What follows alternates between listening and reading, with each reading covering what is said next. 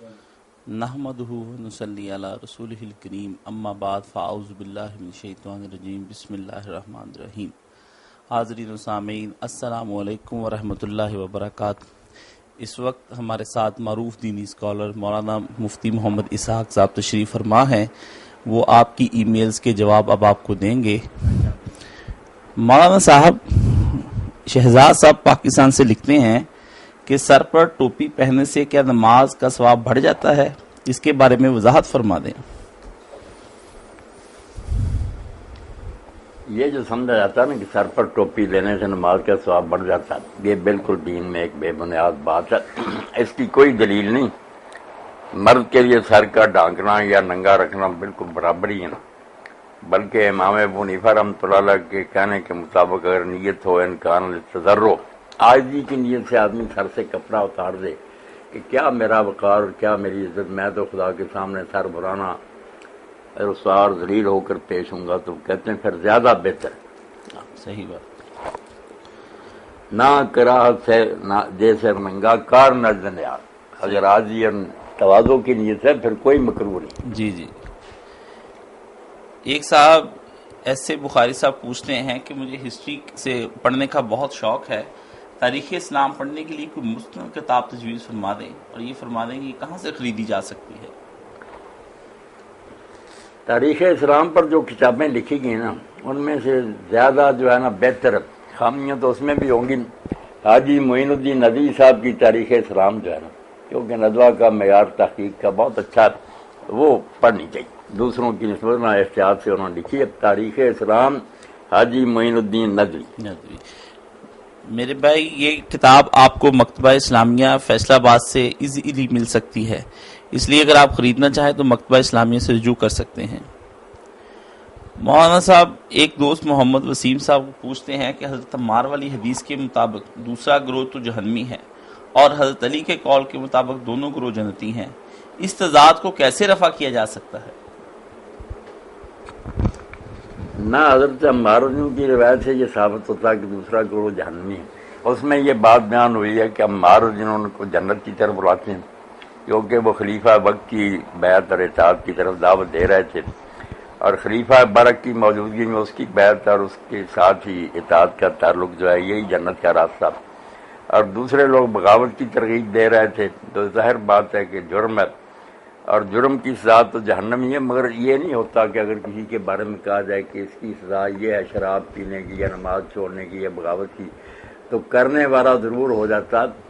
یہ ایک سزا ہوتی ہے، مگر ہو سکتا اس کے لیے کوئی معنی بھی ہو، اس کے پاس کچھ ایسیاں نیکیاں ہوں، اللہ کی رحمت ہو جائے، حضور کی شفاعت ہو جائے، سزا بیان کی جاتی ہے کہ اس جرم کی سزا یہ ہے۔ باقی فلاں آدمی کو یہ ملے گی یا نہیں، اس میں بہت سی چیزیں دیکھنی پڑتی ہیں، اس لیے عمومی بیان الگ کرنا چاہیے، اور کسی شخص پر اس کو اپلائی کرنے میں نا بڑی احتیاط کرنی چاہیے۔ اس لیے ہم کہتے ہیں کہ ان کا راستہ غلط تھا، وہ بالکل باطل پر تھے، حضرت علی اور ان کے ساتھی حق پر تھے، یہ جنت کا راستہ تھا، وہ غلط تھا، دوزخ کا تھا، مگر یہ دوزخ میں جائیں گے یا نہیں اس کا نہیں کوئی فیصلہ کر سکتا۔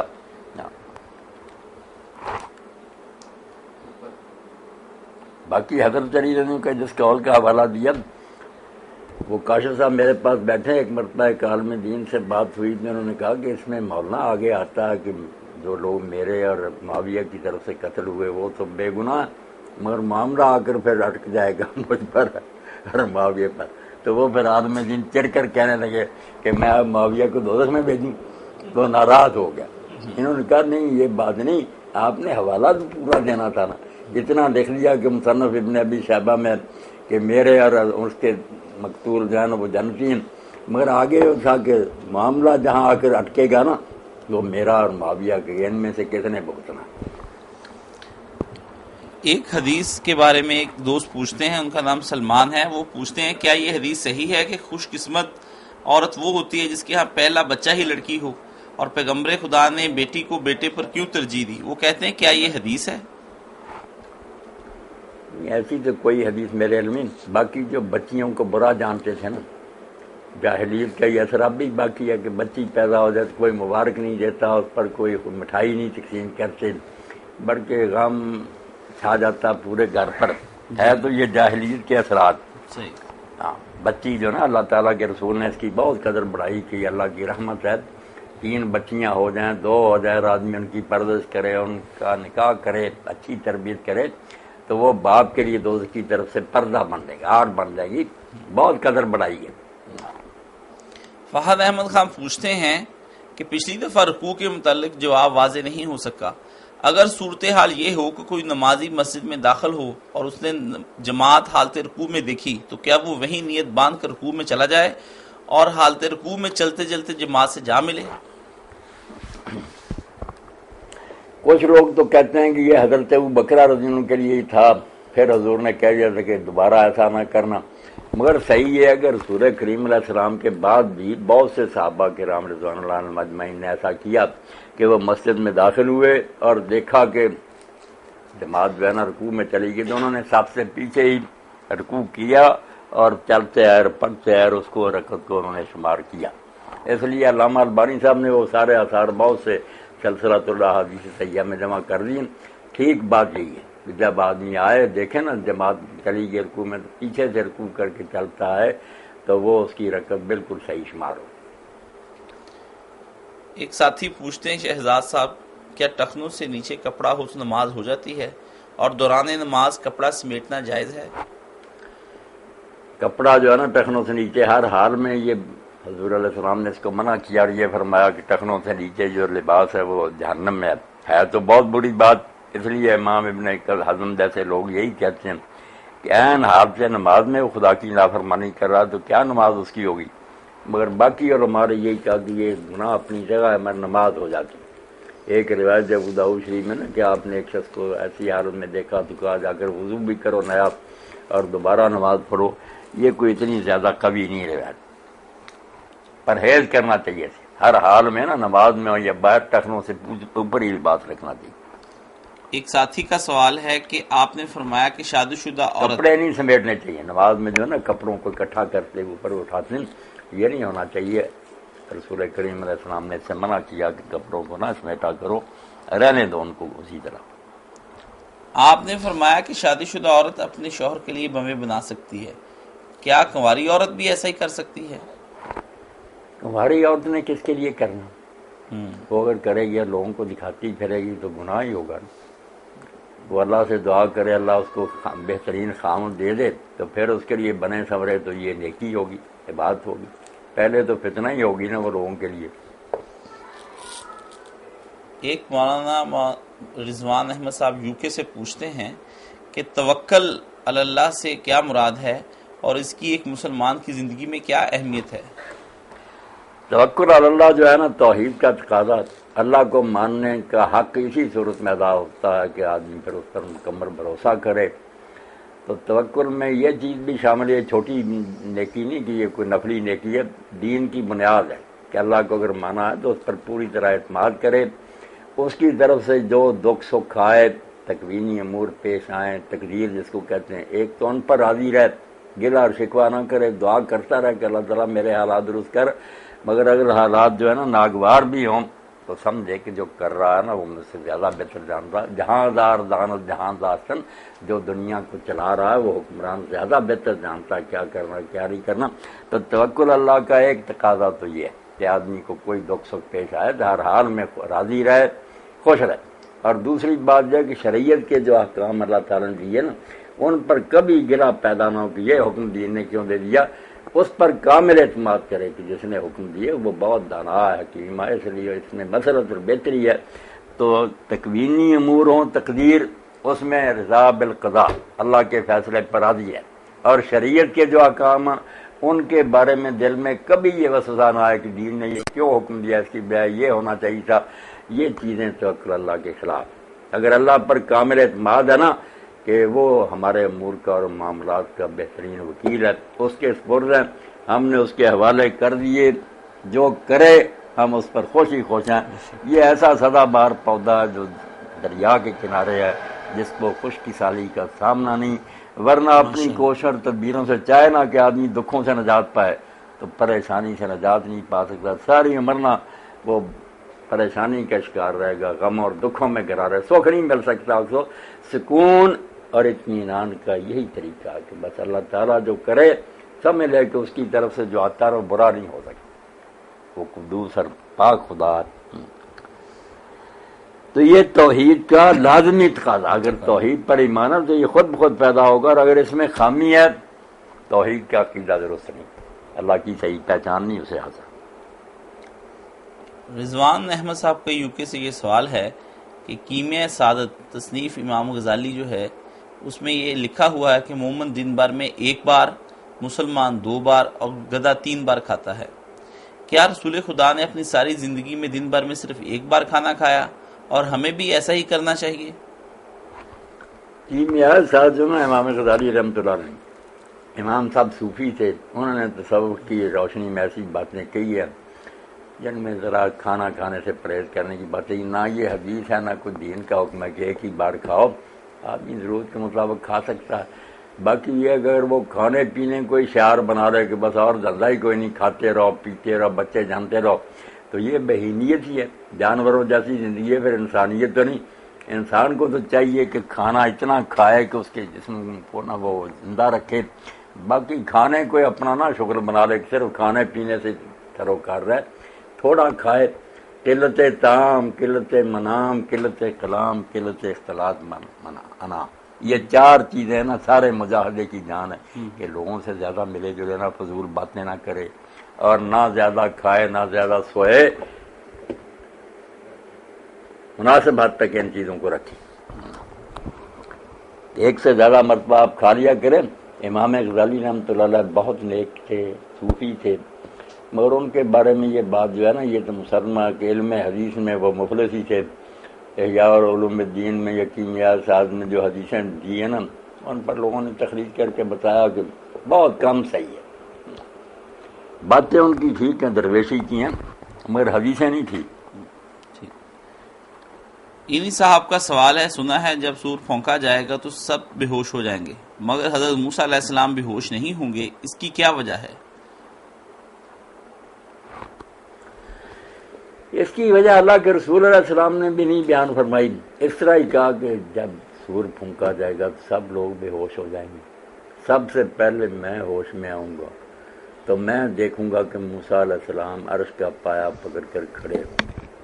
اب حضور فرماتے ہیں کہ یہ نہیں مجھے اللہ تعالیٰ نے علم دیا کہ وہ بے ہوش ہی نہیں ہوں گے یا بے ہوش ہوں گے مگر مجھ سے پہلے ہوش میں آ جائیں گے، یہ علم مجھے نہیں عطا کیا۔ یہ خبر اللہ کے رسول نے دی کہ ہوش میں مجھ سے پہلے ہی ہوں گے۔ مولانا صاحب، کیا قرآن سے استخارہ کیا جا سکتا ہے؟ یعنی دعا کر کے قرآن مجید کھول لیں اور پھر اس کا ترجمہ پڑھ کر اس سے جواب اخذ کر لیں، یہ شرعاً کس حد تک جائز ہے؟ نہیں، شریعت میں اس قسم کے استخاروں کا کوئی ذکر نہیں، باقی امت میں ایسے استخارے رائج ہیں، کوئی قرآن سے استخارہ کرتا، کوئی کسی طرح تسبیحوں سے کرتا، مگر سب سے بہتر یہی ہے کہ آدمی اللہ تعالیٰ سے دعا کرے کہ میں یہ کام کرنا چاہتا ہوں، اگر یہ بہتر ہے تو اللہ تعالیٰ اس کے ہونے کے لیے اسباب مہیا کرے، اس میں برکت دے، اگر نہیں یہ میرے حق میں بہتر ہے تو اس میں کوئی روڑا اٹکا دے، خلوص دل سے یہ معاملہ اللہ کے سپرد کر دے، پھر جو ہو نا اس پر راضی رہے۔ یہ استخارہ نبی علیہ الصلوۃ والسلام نے سکھایا، یہ قرآن مجید کے استخارے دوسرے دین میں نہیں آئے۔ مولانا ضمن یہ بتا دیں کہ یہ استخارہ کسی وقت بھی کیا جا سکتا ہے؟ دن میں کسی وقت بھی کیا جائے، 2 رکعت نماز پڑھ کے نا یہ دعا کرے، آج جانا اللہ تو سب کچھ جانتا ہے، قادر مطلق ہے، اگر یہ چیز میری دنیا آخرت کی یہ بہتر ہے تو اس میں برکت دے، ہونے دے، اگر نہیں میرے لیے مناسب اس میں کوئی روڑا اٹک جائے، اور جدھر بہتری ادھر مجھے متوجہ کر لیا جائے۔ کچھ لوگ یہ بھی ساتھ کہتے ہیں کہ آپ سو جائیں، آپ کو خواب میں اشارہ ہوگا، یہ تمام چیزیں کس ساتھ؟ یہ چیزیں جو ہے نا یہ لوگوں نے ساتھ زمین میں خود ہی لگا لی ہیں کہ سونا چاہیے اور پھر خواب آئیں گے اس کی تعبیر، ایسی کوئی بات اللہ کے رسول نے نہیں بتائی، بس دعا کرنی ہے خلوص سے اللہ سے، پھر معاملہ اللہ کے سپرد، جو ہو اس کو بہتری ڈالے۔ ایک ساتھی، ان کا نام محمد علی ہے، سویڈن سے پوچھتے ہیں، میں سویڈن میں اسٹوڈنٹ کے طور پر رہتا ہوں اور ایک ہوٹل میں ملازمت کرتا ہوں جہاں کھانے کے ساتھ شراب بھی بیچی جاتی ہے۔ یہاں میں جبکہ میں اپنی فیملی کا واحد کفیل ہوں اور مجھے دوسری جاب اس لیے نہیں ملتی کہ مجھے وہاں کی زبان نہیں آتی۔ آپ میری رہنمائی فرما دیں کہ اس صورت پہ کیا میں وہ جاب چھوڑ دوں یا اسے جاری رکھوں؟ آپ وہ جاب نہ چھوڑیں، مگر ساتھ ساتھ نا اس میں کوشش میں لگے رہیں کہ کوئی ایسی جاب مل جائے جہاں یہ شراب کا کاروبار نہ، اللہ تعالیٰ آپ کو نصیب کرے۔ آپ کا جذبہ تو بہت مبارک ہے کہ آپ اس حرام چیز کے استعمال سے نفرت کرتے ہیں، مگر جب تک کوئی جاب نہیں نا ملتی آپ یہ نہ کام کریں، ایسا نہ ہو کہ بعد میں پچھتانا پڑے۔ اور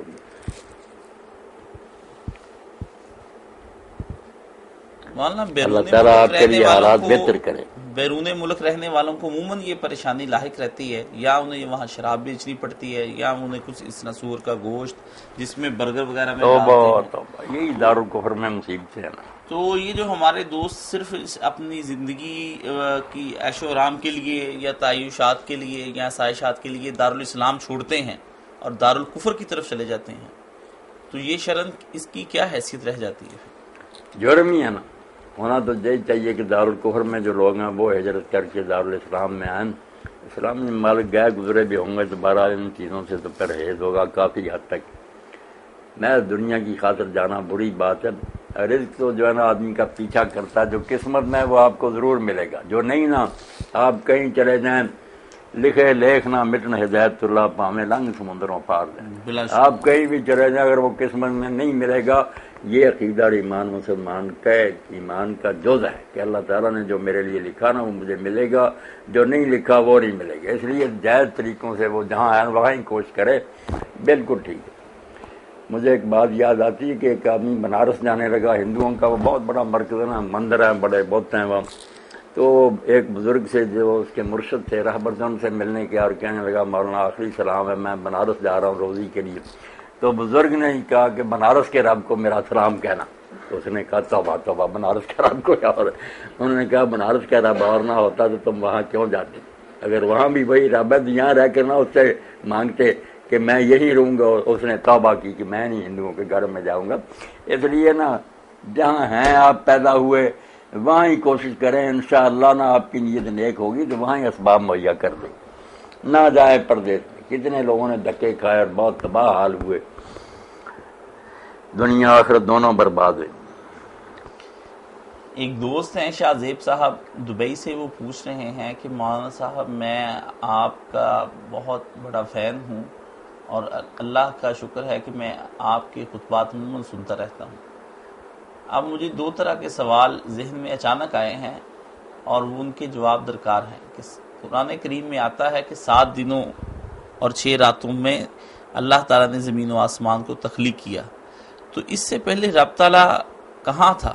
ہو سکتا ہے یہ میرا سوال عجیب ہو، لیکن میرے دماغ میں یہ سوال آیا تو پوچھ لیا۔ اللہ آپ کو خوش رکھے، آپ کا دینی شرف اللہ تعالیٰ اور بڑھائے۔ ایسے سوال جو نا ذہن کو پریشان کرنے کے لیے کہ دنیا 7 دنوں تو نہیں آیا، اللہ تعالیٰ نے 6 دن میں کہا کہ زمین و آسمان میں نے 6 دن میں پیدا کی۔ یہ قرآن مجید میں کئی جگہ بات آئی ہے۔ اب اس سے پہلے کیا تھا کیا نہیں تھا اس کا ہم کیا تذکرہ کریں؟ باقی یہ بات ابن تیمیہ رحمۃ اللہ علیہ جیسے لوگ کہتے ہیں کہ اللہ تعالیٰ کوئی فارغ تو نہیں بیٹھا رہا ہوگا، اس لیے یہ دنیا جو ہے اس سے پہلے خدا جانے کتنے جہان اس نے بنائے اور وہ سارے ختم ہوئے، اس کے بعد نئے بنائے۔ ہماری یہ دنیا جس میں رہ رہے اب ہم، یہ عالم جو ہے یہ 6 دن میں اللہ تعالیٰ نے بنایا اور یہ بھی ایک وقت پر ختم ہو جائے گا۔ اب اس کے بعد پھر اللہ تعالیٰ کو نئی دنیا بنائے گا، یعنی یہ سارے معاملے اللہ جانتا۔ کئی باتیں ایسی جو حضرت امام جعفر صادق نے کہا کہ کئی، مگر یہ عام انہوں نے کہا بیان کرنے کا نہیں، لوگ پریشان ہوں گے۔ کئی مرتبہ جہان فنا ہو چکا، قیامتیں ہو چکی ہیں، وہ لوگ جنت دوزخ میں جا چکے ہیں، یہ بار بار ہو چکا ہے، نئی دنیا پیدا ہوتی ہے، ان کا امتحان ہوتا، مگر ان کو ان کا زیادہ نہ پھیلاؤ، عام لوگ ان کو نہیں برداشت کر سکتے۔ ابن تیمیہ رحمۃ اللہ علیہ بھی اس کے قائل تھے کہ اللہ تعالیٰ نے کبھی فارغ نہیں تھا، دنیا بنتی رہی ہے، بے شمار مرتبہ بنی ہے، اس نے جہان پیدا کیے، مگر یہ ساری چیزیں جو نا ہمارے لیے راز ہی ہیں، اللہ اپنی دنیا کو خود ہی بہتر جانتا۔ مولانا صاحب ایک دوسرا سوال جی ہاں، دوسرا سوال ان کا یہ تھا کہ وہ جن کے بارے میں پوچھنا چاہتے تھے کہ میرا دوسرا سوال یہ ہے کہ ایک انسان کی روح اس کے جسم کے لیے بنی ہے، کیا کوئی دوسری روح اس کے جسم پر آ سکتی ہے؟ تو جن کیسے آ جاتا ہے؟ جن آ نہیں جاتا، جیسے سانپ وغیرہ ڈستے ہیں نا تو آدمی کے اندر زہر سرات کر جاتا ہے، یا جراثیم آپ لوگ کہتے ہیں کہ انسان کے اندر آ جاتے ہیں بیمار ہو جاتا، جیسے وہ جراثیم داخل ہو جاتے ہیں نا، ایسے جنات بھی سمجھنے جراثیم کی طرح کی ایک غیر مرئی مخلوق ہے، وہ بھی انسان پر قابو پا لیتے ہیں، اس کو بے بس کر دیتے ہیں، اپنی مرضی کے مطابق اس کو چلاتے ہیں۔ یہ ان کا چھو جانا، قرآن پاک کہتا ہے نا، یہ تخبط الشیطان من المس، بلا شبہ، بالکل، کہ وہ چمٹ کر انسان کو یہ پاگل بنا دے۔ مطلب بڑی اچھی مثال ہے، جیسے جراثیم آ جاتے ہیں ہمارے جراثیم جسم میں، جبکہ روح بھی موجود ہوتی ہے اور جراثیم بھی آ جاتے ہیں، بالکل، اور سانپ کا زہر پورا اثر کرتا ہے جسم۔ صحیح بات۔ فاطمہ صاحبہ پاکستان سے سوال کرتی ہیں، مولانا صاحب مجھے یہ بتا دیجئے کہ روزے کا فدیہ کیا ہے اور یہ کب اور کس صورت میں چھوڑا جا سکتا ہے؟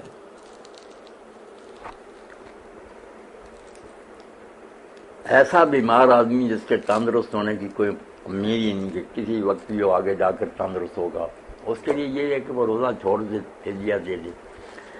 عورتوں کو دو حالت میں روزہ چھوڑنے کی اجازت ہے، اگر پیٹ میں بچہ ہے تو حاملہ عورت کو اجازت ہے کہ وہ روزہ چھوڑ سکتی ہے، اور اسی طرح جو دودھ پلا رہی بچے کو بھی چھوٹا ہے وہ اس کو بھی اجازت ہے۔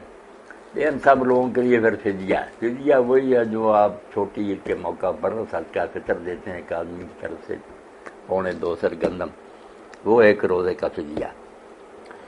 تو یہ دونوں آپشن موجود ہیں، اگر یہ بچیاں اور دوسرے لوگ جو ہے نا کسی زمانے میں چھوٹے دنوں میں جا کر رکھ سکتے ہیں تو روزے رکھ لیں، پھر فدیہ نہیں، اگر نہیں رکھ سکتے کسی وقت ہی فدیہ دے لیں۔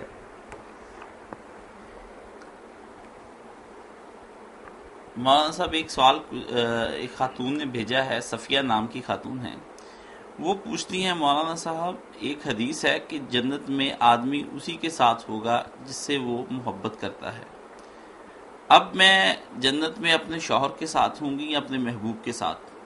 اگر میں اپنے محبوب کے ساتھ زندگی گزارنا چاہتی ہوں تو آپ اس کے بارے میں مجھے وضاحت فرمائیں، کیا میں وہاں پر اپنے شوہر کے ساتھ جاؤں گی یا پھر اپنے محبوب کے ساتھ؟ نہیں، اگر تو آپ اپنے شوہر کے علاوہ کسی اور سے محبت کرتی ہیں جو آپ کے لیے جائز نہیں، محبت تو آپ کو اپنے خاوند سے کرنی چاہیے، تو آپ اور آپ کا محبوب جنت میں کیا جائیں گے جو ناجائز محبت کے مجرم ہیں۔ یہ جو بات فرمائی آپ نے کہ جس سے محبت کرتا ہے، یہ تو ایسے ہی جیسے ہم حضور سے محبت کرتے ہیں، صحابہ کرام سے، اہل بیت سے، اولیاء سے، اس سنس میں یہ بات آئی ہے کہ جن جن سے محبت ہوگی، اگر ہمارے اعمال کچھ کم بھی ہوں گے تو اللہ اپنے فضل سے ہمیں ان کے ساتھ ملا دے گا جن نیک لوگوں سے آج محبت ہوگی۔ مگر یہ غیر شرعی محبت کہ آپ نکاح کے بغیر کسی مرد سے محبت رکھتی ہیں، یہ تو جرم ہے، اس سے تو توبہ کرنی چاہیے۔ آپ دعا کریں کہ آپ کا نکاح جو ہے نا جنت میں بھی برقرار رہے، آپ اپنے خاوند کے ساتھ ہی رہیں۔ نیک بیویوں نے تو یہ کیا، جیسے حضور نے فرمایا تھا کہ اگر کوئی عورت اس کا خاوند فوت ہو جائے، اس کے چھوٹے چھوٹے بچے ہیں تو ان کی خاطر وہ نیا نکاح نہ کرے، ان بچوں کو سنبھالتے رہے، حانیہ عربی زبان میں اس کو کہتے ہیں، تو خاوند کے ساتھ ہی ہوگی۔ نیک بیویاں تو یہ چاہتی ہیں کہ اپنے خاوند کے ساتھ ہی ان کا یہ رشتہ برقرار رہے، کیوں نیا ڈھونڈنا؟ اللہ رحم فرمائے۔ یہ وجہ عورتیں پسند نہیں کرتی ہیں اپنے خاوند کو، اس حوالے سے کیا یہ سوال ہے؟ مولانا صاحب ایک دوست وقاص عزیز نہیں، اگر وہ خاوند بھی ٹھیک ہوگا، سر صاحب کہہ رہے ہیں اگر وہ کسی وجہ سے اپنے خاوند کو پسند نہیں کرتی، خاوند بھی جنت میں چلا گیا، یہ بھی تو اللہ تعالیٰ نے قرآن پاک میں فرمایا نا کہ خاوند بیوی ہو یا دوسرے لوگ دلوں میں جو رنجشیں اور ناراضگیاں نا نزا نا معافی صدور من غل، ہم سب کے دلوں سے وہ کینے بوجھ نکال دیں گے، بالکل محبت سے سب لوگ رہیں گے، یہ ناراضگیاں انشاءاللہ ختم ہوں گی، چلے جائیں خاوند بیوی جنت میں۔ اللہ مولانا صاحب محترمہ ہنا پوچھتی ہیں، السلام علیکم، وعلیکم السلام ورحمۃ میں نے نبی کریم صلی اللہ علیہ صلی وسلم اللہ کو علیہ وسلم خواب میں اس حالت میں دیکھا کہ آپ بچے کی مانند، ایک خوبصورت بچے کی مانند مجھے نظر آئے اور وہ زمین پر 3 قسم کی لکیریں کھینچ رہے تھے، کیا آپ مجھے بتا سکتے ہیں اس خواب کی تعبیر کیا ہو سکتی ہے؟ اس کی تعبیر کے لیے تو کوئی سوچنے کا موقع دینا چاہیے، تیر تکے نہیں چلانے چاہیے۔ باقی بڑی خوشی کی بات ہے، آپ کو سرکار رسالت مآب صلی اللہ علیہ وسلم کی زیارت ہوئی، مومن کے لیے بہت بڑی بشارت ہے، مگر یہ کہ آپ کو بچے کی شکل میں دیکھا اور اس کی لکیریں، اس کے لیے ذرا رجوع کریں گے نا تعبیر کی کتابوں کی طرف انشاءاللہ نا۔ ایک صاحب نے پوچھا کہ مولانا صاحب کیا خون کے نکلنے سے وضو ٹوٹ جاتا ہے؟ وضو نہیں ٹوٹتا، بس خون جو ہے نا اس کو دھو لینا چاہیے صاف کر کے، وضو پہلا ہی برقرار۔ جب روایتوں میں بات آتی ہے نا کہ پی پر لہو وغیرہ نکلنے سے خون وضو ٹوٹ جائے، وہ صحیح نہیں۔ ایک دوست وقار امریکہ سے پوچھتے ہیں، میری بیوی نے قرضہ لیا اور اس کے بعد اب اس قرض کو اتارنے کے لیے وہ پارٹ ٹائم جاب بھی کر رہی ہے، کیا کوئی شخص اسے اپنی زکوٰۃ کے ذریعے سے اس کا قرض اتارنے کے لیے اس کی مدد کر سکتا ہے؟ بالکل کر سکتا۔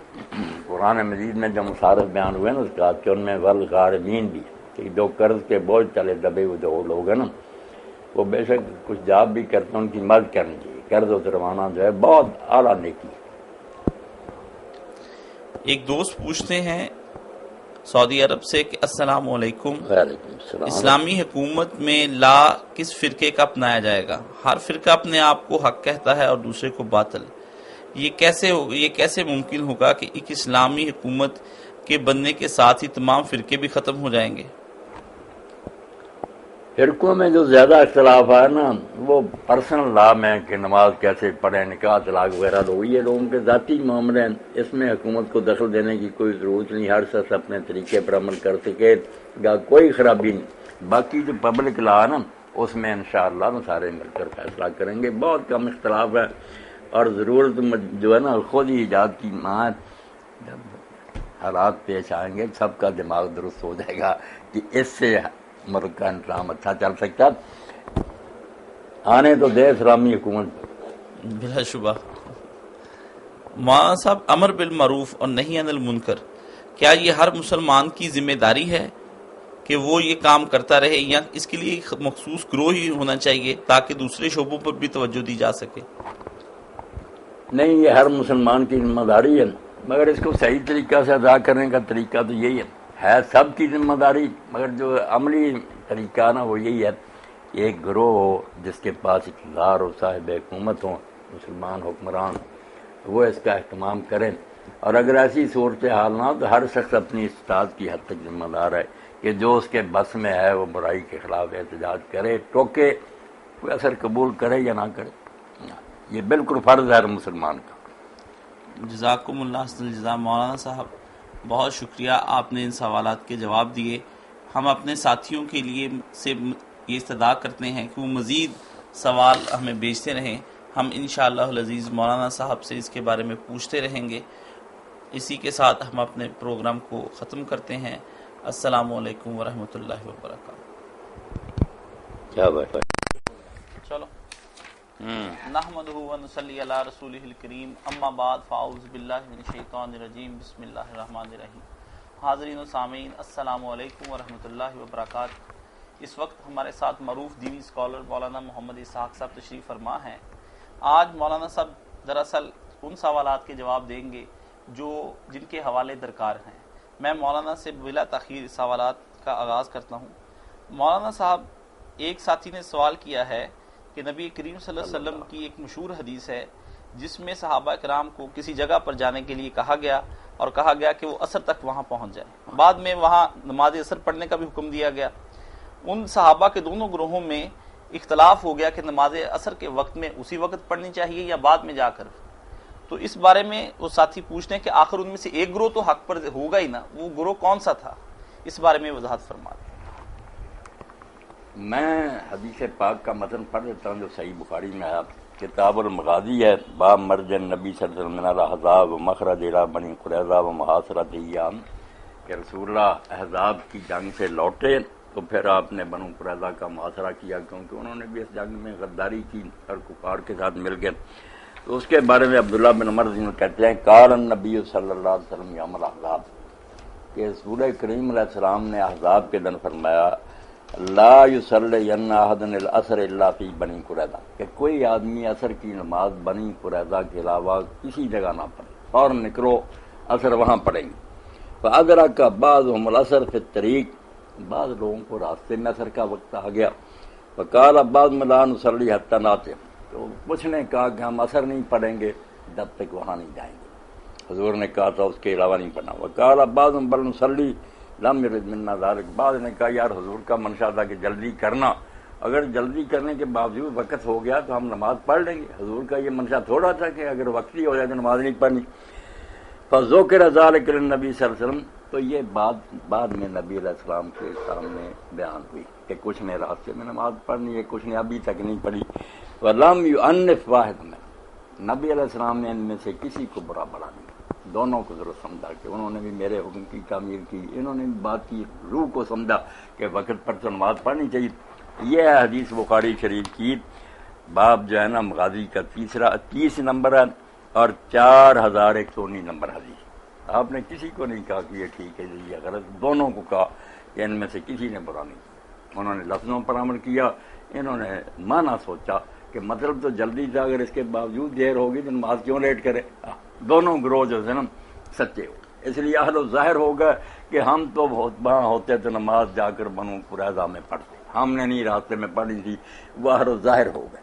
جو اہل الفقہ وہ ہوگا کہ یار ہم بات کو سمجھتے تھے کہ جلدی کرنی ہے، مگر اگر وقت ہو گیا تو کیوں لیٹ کرے، وہ پھر اہل الفقہ ہو گئے، دوسرے اہل ظاہر۔ دونوں کو حضور نے کسی کو برا نہیں کہا، نہ فیصلہ سنایا کہ یہ سچا ہے جھوٹا، صاف لفظ ہے۔ فذکر ذلک للنبی صلی اللہ علیہ وسلم، حضور سے یہ بات بیان ہوئی، فلم یعنف واحد، کسی کو آپ نے نہ برا بلا کہا، دونوں کی نیت دیکھی، ایک نے لفظوں پر عمل کیا، ایک نے معنی دوسرا اس کی طرف توجہ کی۔ یہ بخاری شریف کتاب المغازی حدیث نمبر 4119۔ اس سے مولانا موجودہ دور کے فرقوں کے لیے بڑی روشنی ہے اس بڑی روشنی کہ دین پر عمل کرنے میں اگر نیت نیک ہے نا، اور وہ ان میں اختلاف بھی ہو جائے، کوئی سمجھے آیت اور حدیث کا یہ مطلب ہے، دوسرا سمجھے، کوئی بات نہیں۔ اللہ رسول جو ہے نا ان کے حوصلے بہت وسیع ہیں، سب کے لیے ان کے دروازے کھلے ہیں، رحمت ہے، سب ان کے دامن میں پناہ لیں گے، کسی کو برا بلا نہیں آپ نے کہا۔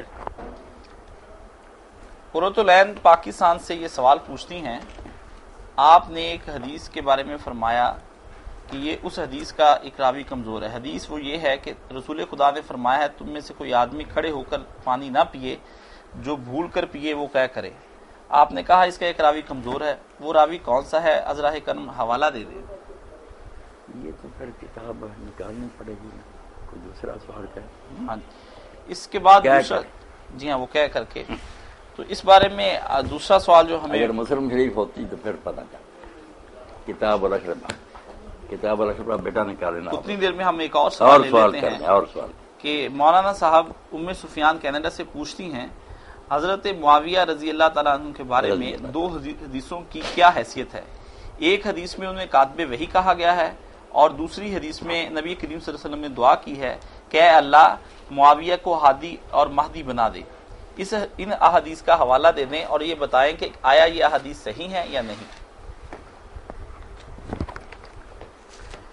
ایک روایت جو ہے نا صحیح جامع ترمذی کی، اس میں یہ آتا ہے کہ حضرت معاویہ رضی اللہ تعالیٰ عنہ کے بارے میں حضور نے دعا کی اللہم اجعلہ ہادیا مہدیا واہدہ بہ، اور امام ترمذی اس کو کہتے ہیں کہ یہ حسن غریب حدیث ہے تو راوی ایک حدیث کا مگر حسن ہے۔ نیچے انہوں نے پھرنا علامہ مبارک پوری نے کہا کہ نہیں یہ بات درست نہیں۔ قال الحافظ ابن حجر رحمۃ اللہ علیہ فرماتے ہیں اسناد لیس بصحیح، اس کی سند جو ہے نا وہ صحیح نہیں ہے، کیونکہ امام ترمذی نے جو کہہ دیا نا کہ عبد الرحمن بن ابی امیرہ جو ہے یہ صحابی ہے، وہ کہتے ہیں نہیں یہ صحابی نہیں، یہ تابعی ہے، صحابی جو کہتے ہیں نا اس کا صحابی ہونا ثابت نہیں ہوا۔ قال الحافظ قال ابن عبد البر لا تصح صحبته ولا يصح اسناد حدیث، یہ میں 354 صفحہ اور یہ جو ہے نا صحیح ترمذی کی شرح اس میں سے پڑھ رہا ہوں، تحفۃ الراضی امام مبارک پوری کی، ابن عبد البر کہتے ہیں کہ نہ اس کا صحابی ہونا ثابت ہے، نہ اس کی حدیث کی سند صحیح، یہ 354 صفحہ سے پڑھا۔ جی یہ آپ کے لیے انہوں نے صحیح مسلم دیکھ لیجیے۔ کون سی چیز پانی کھڑے ہو کر پینے؟ جی ہاں، اور جو پانی اگر بھول بھی جائے کھڑے ہو کر تو وہ کہہ کر دے، کیا کر اس میں اللہ کے رسول علیہ السلام کے ذمہ یہ حدیث بیان کی گئی کہ آپ نے فرمایا، ابو ہریرہ کہتے ہیں کہ لا یشربن احد منکم قائما، تم میں سے کوئی کھڑا ہو کر نہ پیے، فمن نسیہ فلیشرب، جو بھول کر پی لینا وہ کیا کرے۔ اس میں جو راوی نا عمر بن حمزہ، یہ بال اتفاق صحیح، یہ نہیں صحیح۔ باقی امام مسلم کا یہ طریقہ کہ وہ پہلے جو حدیثیں لاتے ہیں نا باب میں، وہ صحیح راوی ہوتے ہیں، بعد میں ان کی تائید کے لیے ضعیف اور کمزور راوی بیان کرتے ہیں۔ یہ بالکل بال اتفاق نا عمر بن حمزہ جو ہے نا ضعیف ہے۔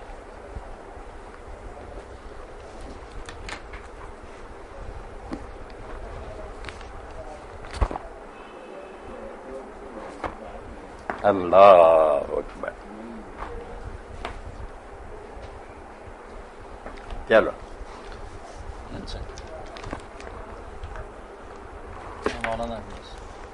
جی۔ مولانا صاحب محمد علی سویڈن سے پوچھتے ہیں، میں سویڈن میں رہتا ہوں، یہاں مغرب 10:11 پر ہوتی ہے اور عشاء کا وقت 12:43 پر ہوتا ہے، کیا میں دونوں نمازیں جمع کر سکتا ہوں؟ نمازیں جمع کرنے کی اجازت ہے، مگر اس کو عادت بنا لینا بھی غلط ہے نا۔ پھر 5 نمازوں کے وقت ہی نہیں رہ جاتے، 3 ہی وقت ہو جاتے ہیں، یہ بھی غلط بات ہے۔ کبھی کبھی اگر ضرورت محسوس کرے آدمی تو چھوڑنے کی بجائے دونوں نمازیں اکٹھی ایک وقت میں کر لے، اجازت ہے، مگر اس کو عادت نہیں بننا چاہیے، بالکل غلط بات ہے۔ اگر اس کو عادت ہی بنا لے اور اسی طرح کرتا رہے پھر تو 5 وقت ہی نہ رہ گئے۔ اسد بخاری صاحب پاکستان سے سوال کرتے ہیں، مولانا صاحب آپ نے بتایا تھا کہ ایک کاتب وہی مرتد بھی ہو گئے تھے، مرتد ہو، ان کا نام بتا دیں اور یہ بھی فرما دیں کہ جب وہ مرتد تھا اسے قتل کیوں نہیں کیا گیا اور اسے بار بار مسلمانوں کے قبرستان میں کیوں دفن کیا جاتا رہا؟ کیا کسی مرتد کو نبی علیہ الصلوۃ والسلام کے دور یا صحابہ کی زندگی میں قتل کیا گیا؟ بالکل قتل کیا۔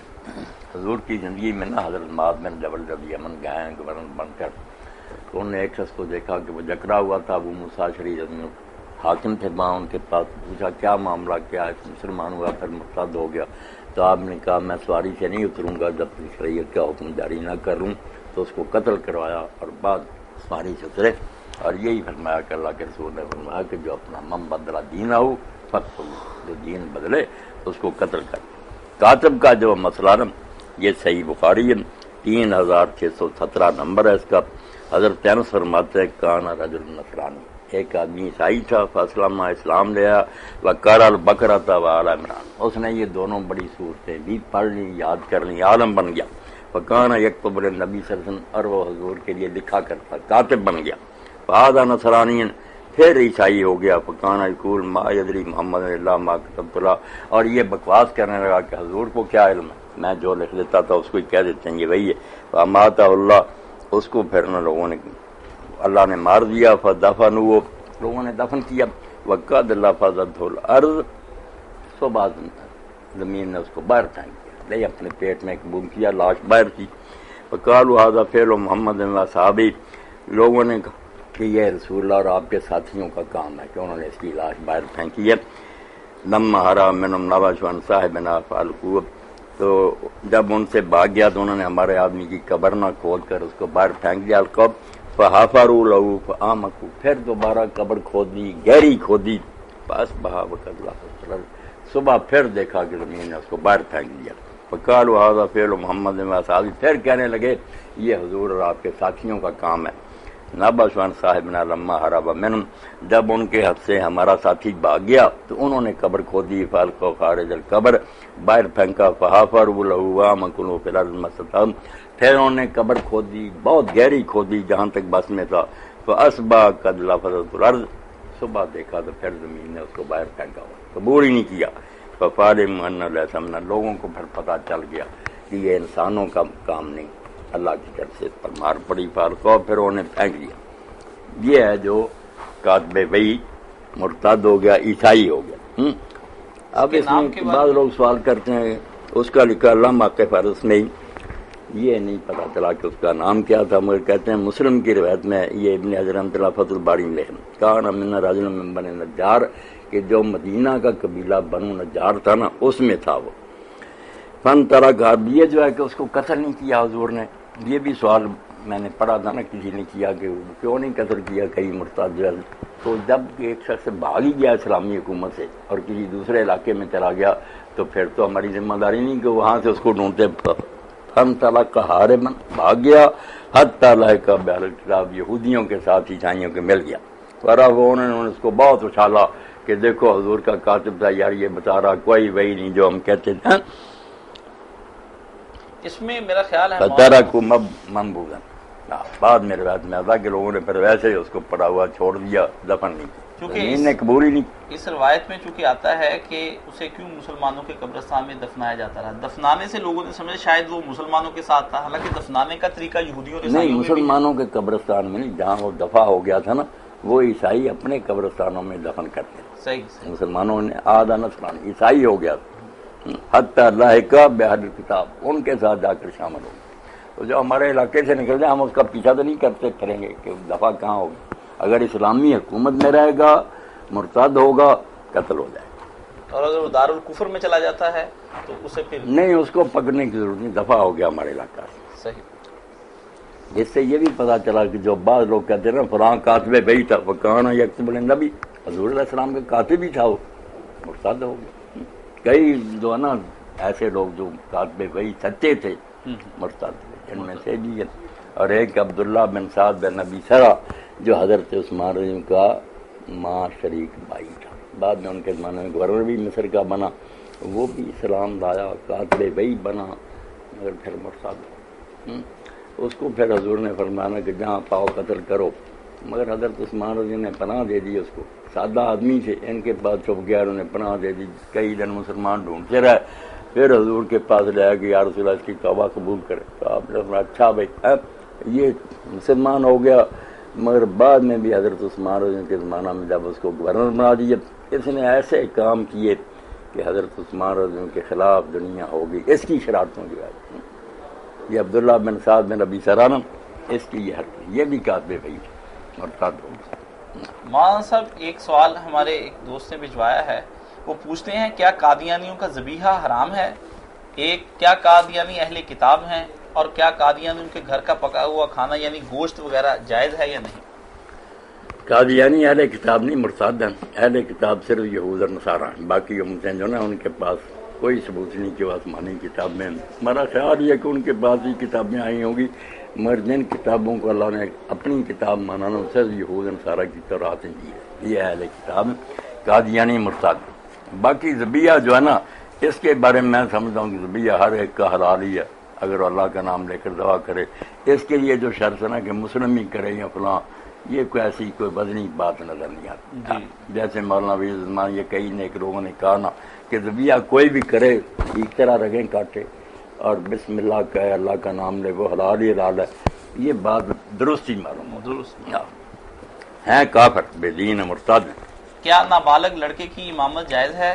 کچھ مساجد میں ایسا ہو رہا ہے کہ نابالغ لڑکے کو آگے کھڑا کر کے اس کے پیچھے بالغ مرد اپنی نماز ادا کرتے ہیں، یہ کس حد تک صحیح ہے؟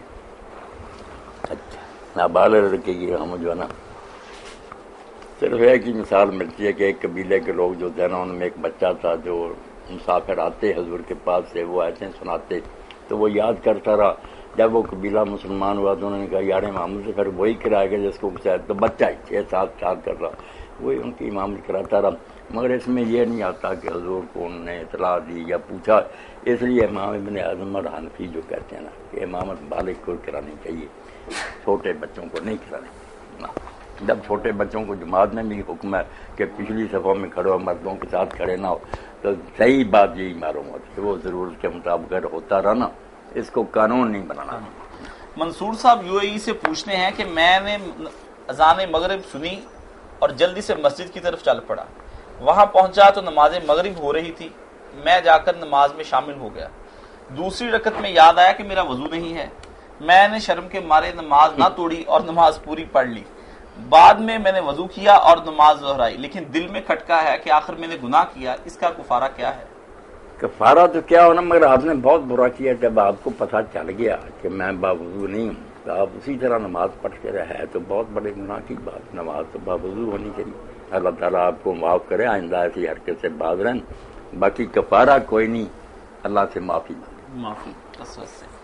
اور آخری سوال ہمارا یہ ہے، حسن محفوظ سعودی عرب سے لکھتے ہیں کہ مولانا صاحب قادیانیوں سے میری بات ہوئی تو وہ مجھے کہتے ہیں نبوت اور رسالت میں فرق ہے اور مرزا صاحب نبی تھے، رسول نہیں۔ میں نے بہت سے علماء سے یہ سوال پوچھا لیکن وہ مجھے مطمئن نہیں کر سکے، از راہ کرم مجھے اس کا حل بتا دیں۔ کیا کہتے ہیں قادیانی؟ مرزا صاحب کیا تھے؟ وہ نبی تھے، رسول نہیں، اور نبوت اور رسالت میں فرق ہوتا ہے۔ نبوت اور رسالت میں لوگ فرق کرتے ہیں۔ علماء نے سمجھا کہ حضور نے ایک حدیث میں نا رسول تھوڑے بتائے، نبی زیادہ تعالیٰ نے بتائے، تو یہ کہتے ہیں رسول اور نبی میں فرق ہے۔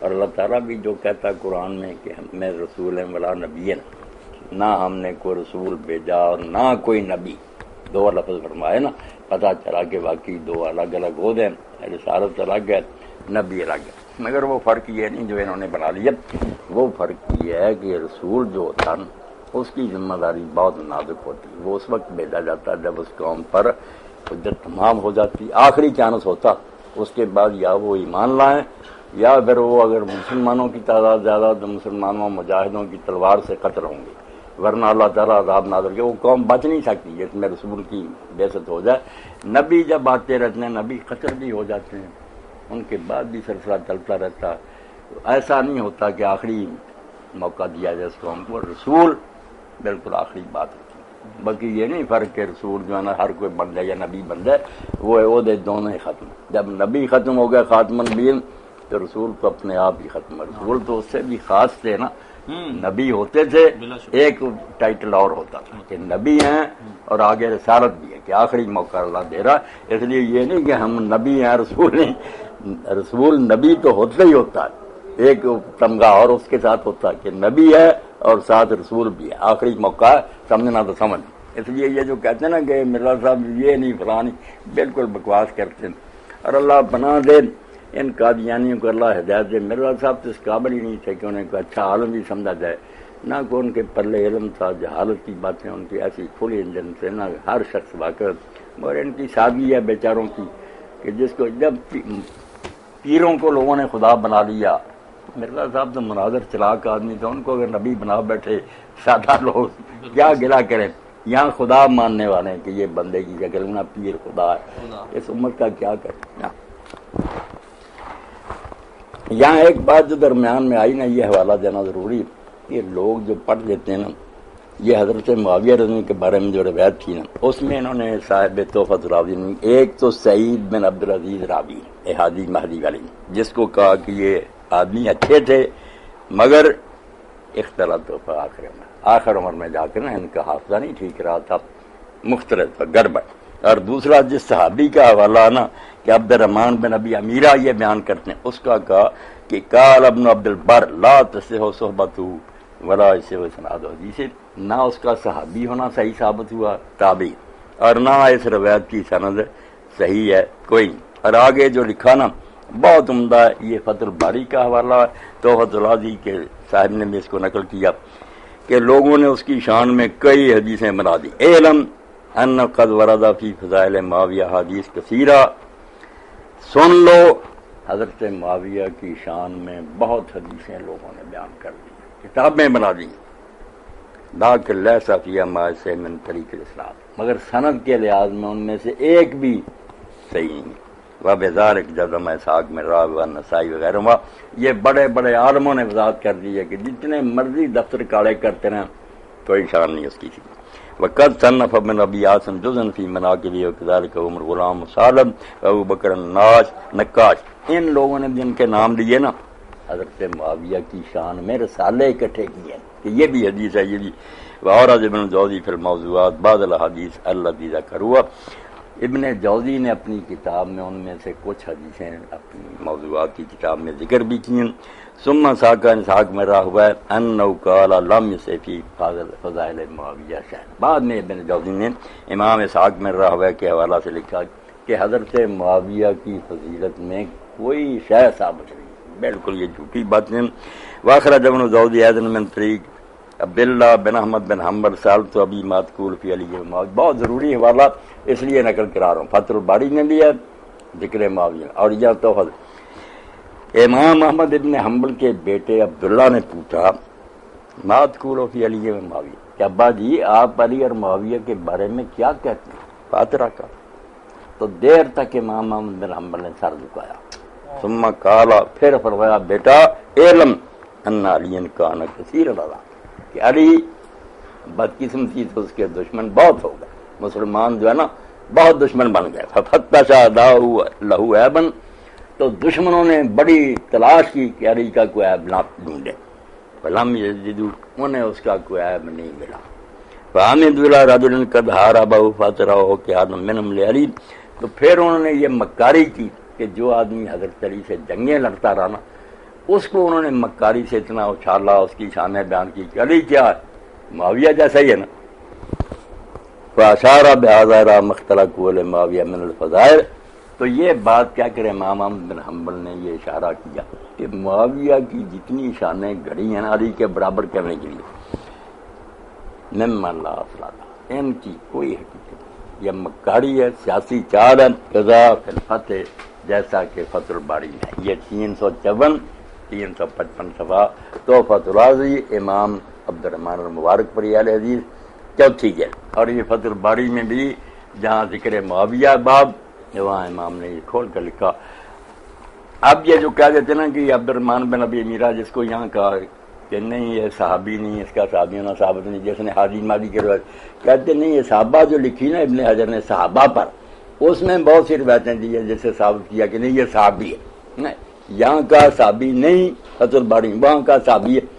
تو اس کے بارے میں یہ بات سن لیں کہ امام ابن حجر رحمۃ اللہ نے اپنی زندگی میں جو کتابیں لکھی نا 3-4 کتابیں ہیں جن پر انہیں فخر تھا کہ یہ میں نے پختہ عمر میں لکھی ہیں، فتح الباری ہے اور یہ تہذیب و تہذیب ہے، یہ ہے پکی میری۔ جو پہلے تلخیص العبیر یا علیہ صاحبہ وغیرہ لکھی نہ مجھے کوئی ساتھی ملا تحریک کے لیے ساتھ، نہ میں کوشش کر سکا، وہ کتابیں اتنی معتبر نہیں جتنی یہ کتابیں۔ اب اس میں بھی دیکھ لیں یہ تہذیب و تہذیب ہے، اس میں بھی صاف نہ لکھا کہ یہ کوئی بات نہیں، صاف بیان کر دیا کہ یہ عمران بن ابی تعالیٰ سی، یہ ہے اس روایت میں جس میں آتا نا کہ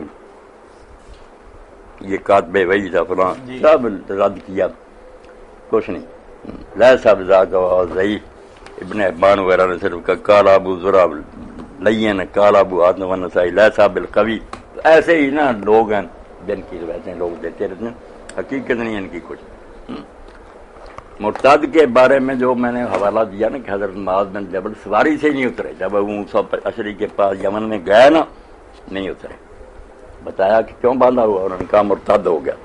یہ 6923 نمبر حدیث ہے صحیح بخاری کی، اور باب یہ حکم المرتد والمرتدہ والستابت، تو لکھا ہے کہ حضرت ابو موسیٰ اشعری کو حضور نے بھیجا اور آدمیوں کو، تو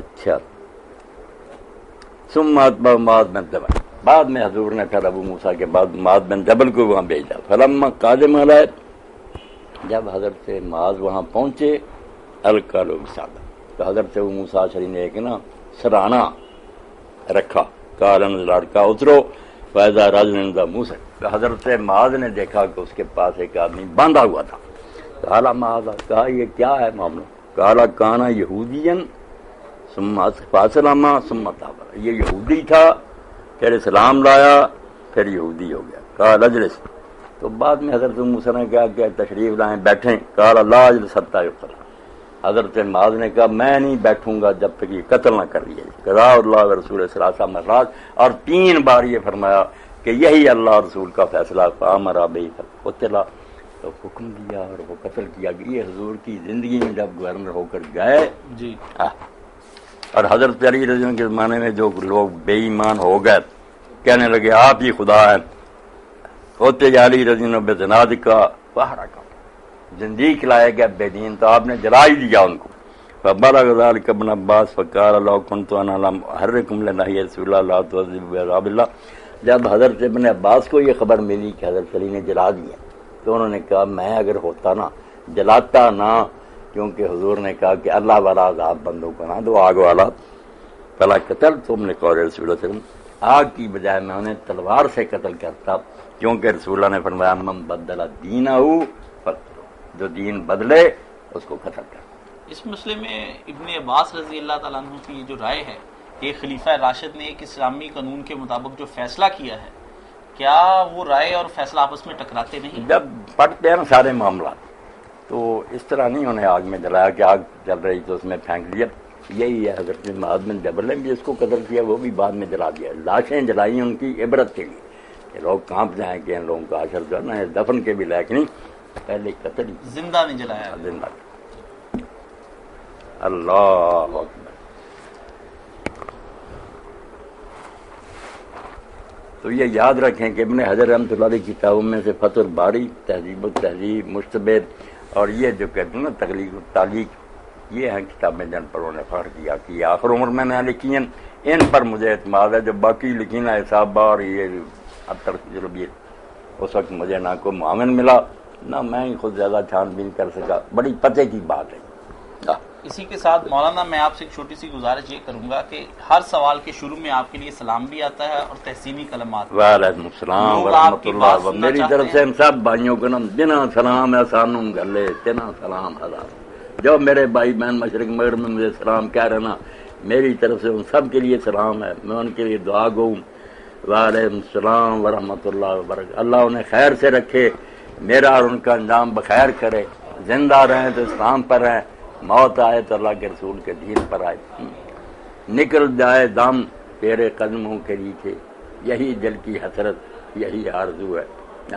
اور میں نے ایک ساتھی کل دور سے پوچھ رہا تھا غیر ملک سے، میں نے کہا یار میری تمنا ہے یار اللہ یہ پوری کرے کہ آخر وقت ہو، لوگ بیٹھے ہوئے ہیں مسائل پوچھ رہے ہیں، ان کے شاید کا کیا مطلب ہے. میں بتاتا ہی نہ خاموش ہو جاؤں. اسی حال میں موت آ جائے. اللہ ایسی موت ہی مجھے نصیب کرے کہ دین کی باتیں ہو رہی ہوں اور روح اللہ کے حوالے کرتا. نکل جائے دم تیرے قدموں کے نیچے، یہی دل کی حسرت، یہی آرزو. وہ مسلم شریف کی روایت رہ گئی ہے کہ اس کا بھی ساتھ ہی بیان کریں. جیسے تھا نا کہ جو کہہ کرے اس کا بتا دیا نا کہ عمر بن حمزہ وہی راوی اس میں ضعیف. اللہ اکبر. اسی کے ساتھ ہم آج کا پروگرام ختم کرتے ہیں. انشاءاللہ پھر حاضر کے لیے ہمیں اجازت دیجیے. السلام علیکم ورحمۃ اللہ وبرکاتہ. خیر.